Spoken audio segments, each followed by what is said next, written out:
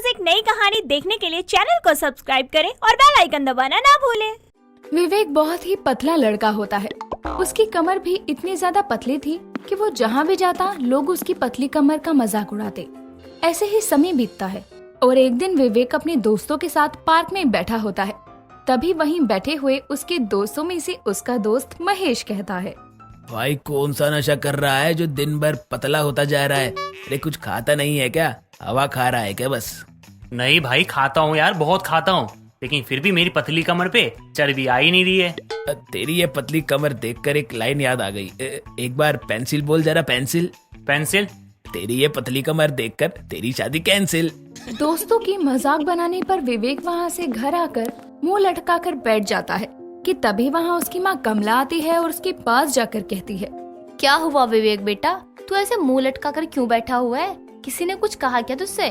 माँ मैं ऐसा क्यों हूँ? हर कोई मेरी पतली कमर का मजाक क्यों बनाता है और मुझे ये सब बिल्कुल भी अच्छा नहीं लगता। माँ मेरी क्यों इतनी पतली कमर है? ऐसे ही समय बीतता है और एक दिन विवेक मॉल में सामान लेने जाता है। वो वहाँ सामान देख रहा था कि तभी कुछ लड़कियाँ आ जाती है और वो विवेक के पास आकर उससे कहती हैं, इस लड़के की कमर इतनी पतली है, पता नहीं क्या खाता है। ऐसी कमर तो आज तक हमारी नहीं हुई। अगर मेरी इतनी पतली कमर हो जाए तो मैं सब छोड़ कर बैठ जाऊँ। कोई जिम नहीं, कोई डाइट नहीं। विवेक ये सारी बातें सुन रहा था। विवेक लड़कियों की बात सुनकर बिना कुछ बोले वहाँ से चला जाता है। कुछ देर बाद विवेक मॉल में अपने लिए जीन्स देखने लगता है, लेकिन विवेक कोई भी जीन्स लेता और जब चेंजिंग रूम में जाता तो उसको कोई भी जीन्स फिट नहीं आती। लेकिन उसे बार बार चेंजिंग रूम में जाते देखकर वहाँ बैठा एक आदमी उसके पास आकर उससे कहता है, क्या हो गया भाई, कोई भी पेन पसंद नहीं आई क्या? इतनी देर से देख रहा हूँ कि तुम इतने पेन लेकर पहन चुके हो, कोई भी पेन तुम्हें फिट नहीं आई क्या? क्या बताऊँ सर, तब से मैं इतने पेन ट्राई कर चुका हूँ, लेकिन मुझे तो कोई पेन फिट ही नहीं आती है। पता नहीं मैं अपनी इस पतली कमर का क्या करूँ। आपकी कमर बहुत ज्यादा पतली है और मुझे लगता है कि आपको यहाँ किसी भी साइज की पैंट नहीं आएगी। आप अपने लिए बाहर से अपने कमर का नाप देकर सिलवा लेना, आपके लिए वही ठीक रहेगा। विवेक मॉल वाले की बात सुनकर अपने लिए एक शॉप से पैंट शर्ट का कपड़ा लेता है और उसे लेकर टेलर की शॉप पर जाता है और टेलर से कहता है, भैया मुझे अपने लिए एक शर्ट और पैंट सिलवानी थी। आपकी दुकान का नाम बहुत सुना है, इसलिए मैं सीधा आपके पास ही आया हूँ। सही सुना है ये तो आपने। हमारे यहाँ सिले हुए कपड़े एक बार पहन लिए तो बार बार आओगे, लेकिन उससे पहले अपना साइज दे दो ताकि मैं कपड़े सिल सकूं। टेलर इंची टेप से विवेक के शरीर का नाप लेने लगता है कि तभी टेलर इंची टेप को विवेक की कमर पर लगाता है और कमर का नाप लेते वक्त टेलर विवेक से कहता है, भैया क्या कमर है आपकी? इतनी पतली कमर मैंने तो आज तक किसी लड़की की नहीं देखी। आपकी कमर 25 है। मुझे नहीं लगता आपको आपकी साइज की पैंट मार्केट में मिलती भी होगी। अरे भैया यही तो समस्या है, मुझे मेरे नाप की पैंट मिलती नहीं है। कोई भी पैंट ले लूं कमर में ढीली हो जाती है, इसीलिए आज मैं आपके पास आया हूँ। अब आप मेरे कमर का नाप लीजिए और मेरे लिए एक अच्छी सी पैंट और शर्ट सिल दीजिए। ऐसे ही समय बीतता है। विवेक की माँ कमला अपने बेटे विवेक की शादी राधा नाम की लड़की से करवा देती है। राधा विवेक से थोड़ी मोटी होती है। एक दिन राधा अपने पति विवेक के पास जाकर उससे कहती है, विवेक जी, आपकी कमर इतनी पतली क्यों है? मुझे ये देखकर बहुत अजीब लगता है कि मैं आपसे इतनी मोटी हूँ और आप इतने पतले। आपकी कमर मुझसे बहुत ज्यादा पतली है और मैं इतनी मोटी हूँ कि मुझसे कोई शादी भी नहीं करता था, सब रिजेक्ट ही कर देते थे मुझे। हाँ, और मैं बचपन से ही इतना पतला हूँ जिसके कारण लोग मेरा बहुत मजाक बनाते हैं। कोई भी लड़की ठीक से मुझसे बात नहीं करती है और जो भी करती है वो सिर्फ मेरा मजाक बनाने के लिए करती है। मुझे नहीं लगता था कि मेरी लाइफ में कोई लड़की आएगी भी, लेकिन फिर भी मेरी शादी तुमसे हो गई। ऐसे ही समय बीतता है और एक दिन विवेक का जन्मदिन होता है और उसके जन्मदिन पर सब लोग आते हैं और तरह तरह के तोहफे उसे देते हैं। उन्हीं तोहफों में एक तोहफा उसकी साली मंजू उसे देती है। मंजू उसको तोहफे में एक जीन्स पैंट देती है और अपने जीजू विवेक के पास जाकर उससे कहती है, जीजू, मैं तोहफे में आपके लिए ये जींस लाई हूँ और मैं चाहती हूँ कि आप ये अभी पहन कर आएं। अगर आप ऐसा करेंगे तो मुझे बहुत खुशी होगी। अरे हाँ हाँ, क्यों नहीं मंजू, तू इतने प्यार से लेकर आई है, तेरे जीजू इसे जरूर पहनेंगे। ये लीजिए, आप ना कमरे में जाकर इसे पहन के आओ। विवेक राधा के कहने पर मंजू के हाथ से वो जीन्स लेता है और कमरे में पहनने जाता है। विवेक जीन्स तो पहनता है, लेकिन हमेशा की तरह विवेक को वो पैंट बहुत ढीली आती है और उसकी कमर से नीचे गिरती रहती है। विवेक अपनी एक पुरानी बेल्ट लेता है जिसको वो अपनी कमर पर लगा ही रहा होता है, तो बेल्ट उसकी कमर के साइज से बहुत बड़ी थी, जो उसको फिट नहीं आ रही थी। इतने में विवेक सामने रखे राधा के पेटीकोट में से नाड़ा निकालकर अपनी जीन्स के ऊपर बांध लेता है और जीन्स पहनकर नीचे सबके सामने आता है कि तभी राधा विवेक के पास जाकर उससे कहती है, अरे वाह, मंजू की दी हुई जीन्स तो आपके ऊपर बहुत अच्छी लग रही है और कमर में एकदम फिट है। कुछ देर बाद सब लोग डांस करने लगते हैं और तभी विवेक की साली मंजू उसको अपने साथ खींच कर ले जाती है और उससे कहती है, जीजू कब से आप ऐसे ही खड़े हो? आपका जन्मदिन है और आप ही नहीं नाच रहे हो। अरे आओ ना जीजू, थोड़ा तो ठुमका आप भी लगाओ। मंजू अपने जीजू के साथ जबरदस्ती डांस करने लगती है।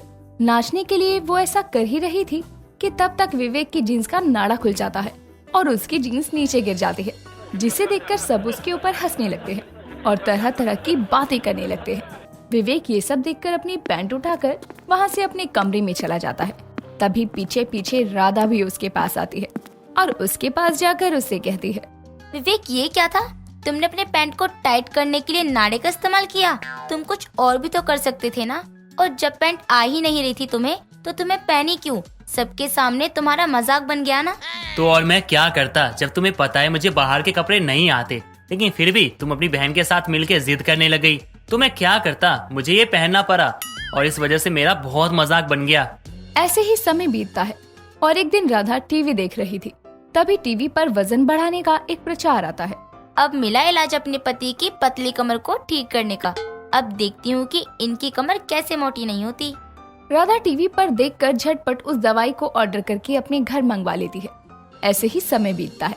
राधा अपने पति के लिए खाना बनाती और उस खाने में वजन बढ़ाने की दवाई मिलाकर अपने पति विवेक को देती।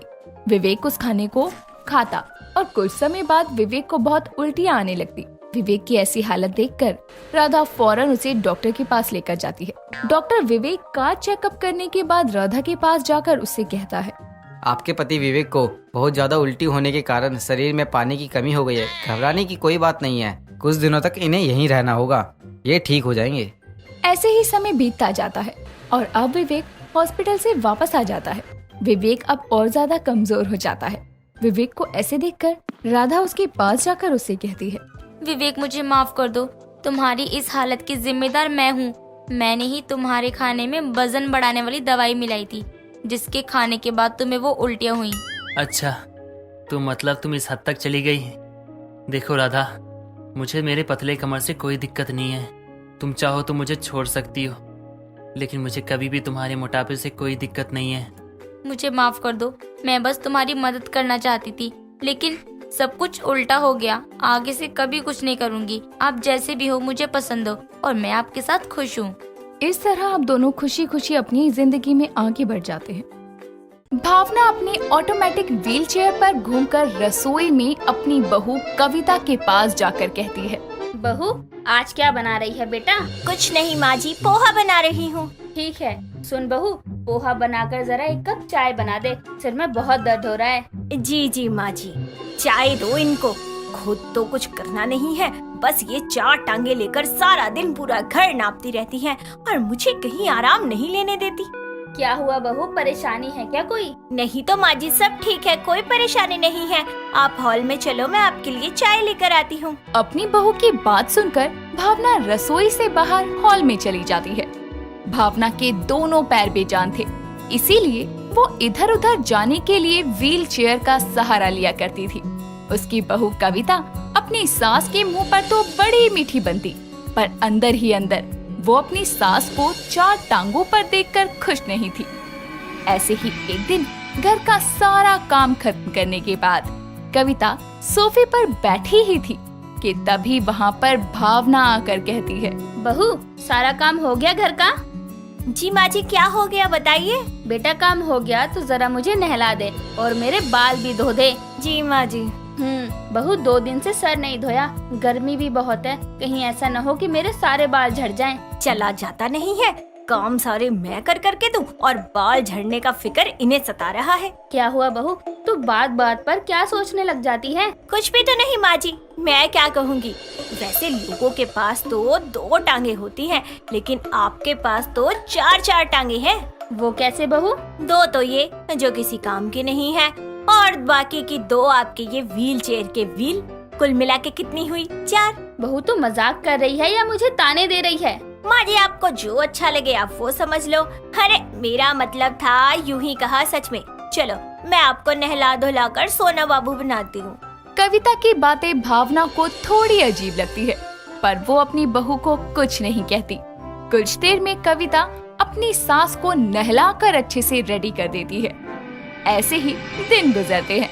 धीरे धीरे अपनी सास के लिए कविता के दिल में विश बढ़ता जाता है। ऐसे ही एक रात जब डिनर के समय कविता अपने पति अनिल के साथ कमरे में बैठी होती है, तभी अनिल उसे कहता है, क्या हुआ कविता, ऐसा गंदा सा मुंह क्यों बना रखा है? यार मुझे नहीं पता था, शादी के बाद ना मैं इस घर की बहुरानी नहीं बल्कि नौकरानी बन जाऊंगी, सास को संभालने वाली आया बन जाऊंगी। हुआ क्या है वो तो बता दो। अरे होना क्या है अनिल, तुम्हारी माँ खुद तो 4 टांगों पे सवार होकर सारा घर घूमती है और मैं पागलों की तरह घर का काम करूं, बाहर का काम करूं, सास का काम करूं। अरे मेरी जिंदगी में आराम नहीं है क्या? मुझे लगा था घर पर नौकर होंगे, पर मुझे क्या पता था कि यहाँ आकर तो मैं ही नौकर बन जाऊंगी। कविता कैसी बातें कर रही हो यार, मेरी माँ तुम्हारी भी तो माँ है और सेवा करने से पुण्य मिलता है, शान घट नहीं जाती इंसान की। एक काम करो ना, एक व्हील चेयर मुझे भी ला कर दे दो, मैं भी 4 टांगों वाली हो जाऊंगी, फिर कोई दिक्कत ही नहीं होगी। ओहो गुस्सा मत करो, जाओ फ्रिज में से आइसक्रीम ले आओ, तुम्हारी फेवरेट वाली लेकर आया हूँ, जाओ जाओ जल्दी। अनिल के कहने पर कविता रसोई में जाती है और फ्रिज खोलकर आइसक्रीम तलाशने लगती है। तभी उसे स्लैब पर एक कटोरी आइसक्रीम से सनी हुई नजर आती है और आइसक्रीम का खाली रैपर स्लैब पर पड़ा होता है। ये देखकर वो खुद से कहती है, कितने बेकार हैं ये, आइसक्रीम खा पी कर मुझे आइसक्रीम खाने को कह रहे हैं। अभी कमरे में जाकर सीधा करती हूँ इन्हें। इतना कहकर कविता गुस्से में वो कटोरी हाथ में लिए हुए कमरे में आकर कहती है कि क्या मजाक है अनिल, आइसक्रीम लाए भी और खा भी ली और फिर मेरे मजे ले रहे हो कि मैं जाकर आइसक्रीम खाऊं? पागल नजर आ रही हूँ मैं तुम्हें? अरे नहीं यार, तुम्हारी कसम मैंने नहीं खाई। तो क्या तुम्हारी माँ खा गई अपनी 2 टांगों पर चलकर? क्योंकि जब तक उन्हें व्हील चेयर पर नहीं बिठा दूंगी उनका तो रसोई में जाना पॉसिबल नहीं है। हद है यार, पहले ही मूड खराब था, तुमने और गुड़ गोबर कर दिया। सो जाओ चुपचाप। अनिल को सुनाने के बाद कविता आराम से सो जाती है। ऐसे ही वक्त गुजरता जाता है और एक शाम जब कविता मार्केट से सब्जियां लेकर घर आती है तो देखती है कि भावना आराम से मैगी खा रही है। ये देखकर कविता कहती है, माँ जी ये सब क्या है? आपको मैगी किसने बना के दी? वो बहू वो पड़ोस वाली कमला आई थी, वही बना कर दे गई, मुझे भूख लग रही थी ना। पर कमला आंटी तो अपनी बेटी के घर गई है ना, उनकी बेटी को बेटा हुआ है। अरे आ गई है बेटा, अब मैं तो बना नहीं सकती ना, नहीं तो मुझे कभी किसी के आगे हाथ फैलाना नहीं पड़ता। अब क्या करूँ मैं भी। तभी तो हमने आपको 4 टांगे दी है माँ जी, ताकि आप हमारा खून पी सके, मतलब अपनी इच्छा को पूरा कर सके। वैसे बहू तू आ गई तो जरा फ्रिज से कोल्ड ड्रिंक और चिप्स भी दे दे, मैगी के साथ मस्त लगेगा। हाँ हाँ क्यों नहीं माँ जी। हे भगवान, मैंने ऐसा कौन सा पाप किया था जो मुझे ये 4 टांगों वाली सास ही देनी थी? मुझे 1 गिलास पानी देने की जगह मुझसे कोल्ड ड्रिंक और चिप्स मांग रही है। भावना के कहे अनुसार कविता उसे ड्रिंक और चिप्स दे देती है और वापस से घर के कामों में लग जाती है। ऐसे ही वक्त बीतता जाता है और भावना की डिमांड अब दिन पर दिन बढ़ती जाती है। ऐसे ही एक शाम कमला की बहू नीरा कविता के घर आती है और उसे देखकर कविता कहती है, अरे नीरा क्या हुआ, आज अचानक कैसे? अरे क्या बताऊं, मेरी सासू माँ आ गई हैं और कल मैं मार्केट से सब्जियां लेकर नहीं आई थी और सासू माँ अभी आई हैं मेरी ननद के घर से और वो बिना अदरक की चाय नहीं पीती, तो अदरक दे दो। ये क्या कह रही हो? कमला आंटी तो पिछले हफ्ते ही आ गई थी ना, और वो घर भी आई थी माँ जी से मिलने। नहीं तो माँ जी तो आज ही आई हैं, मेरे पति लेकर आए हैं उन्हें, जल्दी दो ना अदरक। नीरा की बात सुनकर कविता नीरा को अदरक देती है और नीरा वहाँ से चली जाती है और कविता खुद से कहती है, अगर कमला आंटी उस दिन घर नहीं आई तो माँ जी को मैगी किसने बना कर दी? क्योंकि अपनी 4 टांगों पर बैठकर तो माँ जी मैगी बना नहीं सकती। कुछ तो बात है इन 4 टांगों में छुपी, पता लगाना पड़ेगा। इतना कहकर कविता अपने मन में एक प्लान बनाती है और बीमार होने का नाटक करती है और खाना तक नहीं बनाती और सिर्फ अपने कमरे में सोने का नाटक करती है। तभी थोड़ी देर बाद उसे रसोई में बर्तन की आवाज आती है। और वो दबे पांव जाकर देखती है तो भावना आराम से अपने 2 पैरों पर खड़ी रसोई में मजे से पास्ता बना रही थी। तभी कविता को देखकर भावना के चेहरे की हवाइयां उड़ जाती है और कविता कहती है, ये सब क्या है माँ जी? आप अच्छे से चल फिर सकती हैं, सब काम कर सकती हैं, फिर ये ड्रामा क्यों किया आपने? फिर 4 टांगों का सहारा क्यों लिया आपने, जबकि आपकी तो 2 टांगे ही 200 की रफ्तार से भागती हैं। बहू मैं हमेशा ही बहुत आलसी थी, मुझे काम करना जरा भी पसंद नहीं था, जिस वजह से मैंने ये 4 टांगों का ड्रामा किया।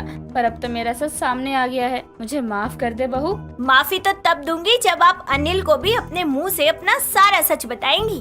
कविता की बात सुनकर शाम को अनिल के घर आने पर भावना उसे सारा सच बताती है और माफी मांगती है। कविता और अनिल दोनों भावना को माफ कर देते हैं, जिसके बाद भावना अपना सारा आलस छोड़कर कविता के साथ मिलकर घर संभालने में उसकी मदद करती है। दोस्तों, अगर आपको ये कहानी पसंद आई तो इसे लाइक करें, शेयर करें और कमेंट करके बताएं कि कहानी में आपको सबसे अच्छा क्या लगा।